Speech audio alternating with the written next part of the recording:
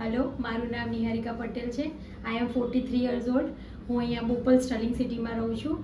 આ ઇન્સ્ટિટ્યૂટ વિશેની હું વાત કરું તો હું યોગા તો લાસ્ટ 10 યર્સથી કરતી હતી, પણ કેવી રીતે બ્રીધ ઇન કરવું, બ્રીધ આઉટ કરવું એનું કોઈ નોલેજ જ નહોતું.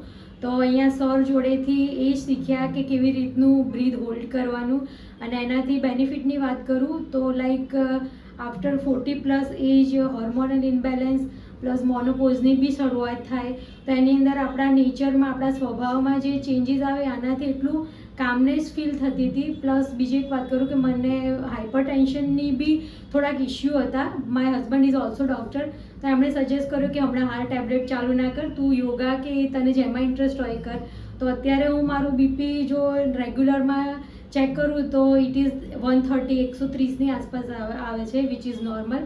અને બીજી એક વસ્તુ કરું કે અહીંયા આવી અને પછી ઘરે જઈએ તો એવું નથી લાગતું કે થાકી ગયા હોઈએ, એમ એકદમ ફ્રેશ ફીલ થાય.